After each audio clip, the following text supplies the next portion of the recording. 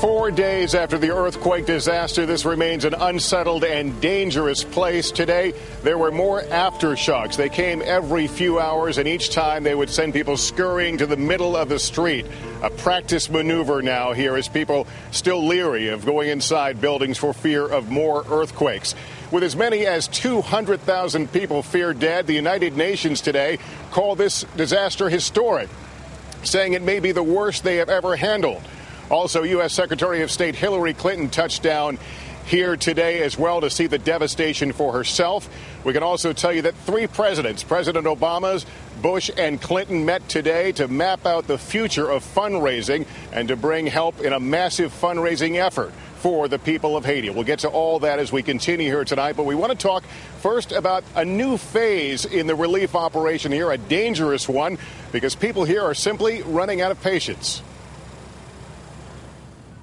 Who is here to help us already? We can't do nothing. Now, 4 days into the disaster, a cruel disconnect is emerging between scenes like this, of food arriving by the plane load, and what people are not seeing in hard-hit neighborhoods just a few miles away. He needs food. Yeah. Shock and grief are now exploding into anger. Spontaneous riots erupted on the streets today. Government buildings burned, and there was even gunfire. Officials tonight are warning food convoys to increase their security as hunger and thirst take a mounting toll. And most of them, they go into the shops and steal food. They bring it here and they hustle it. They sell it at a black market. The U.S. and United Nations are working to set up food and water distribution sites, but there are still many challenges. One UN official said the scene here is worse than the aftermath of the 2004 Indonesian earthquake because there were at least local officials there to coordinate with. Here, the government is literally and figuratively in shambles.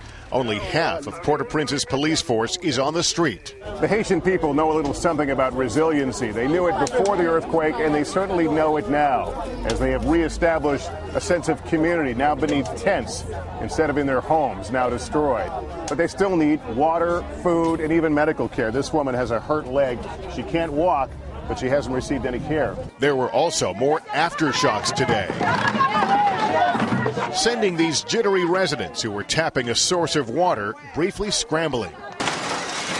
Also today, bulldozers began attacking the massive debris, even when they couldn't tell if anyone was in it. And adding to the general weariness here are the dead left on the streets or decomposing in the ruins of their homes. 2 stories collapsed. There are several people inside, under it. You can smell them. Yes. Those bodies are of this woman's 4 children. She wants to bury her children. Yes. But amid the death, life here continues to renew itself. We found this woman nursing her new son, born last Wednesday in this makeshift encampment, the day after the earthquake. This is the father. He and his family together, starting from scratch.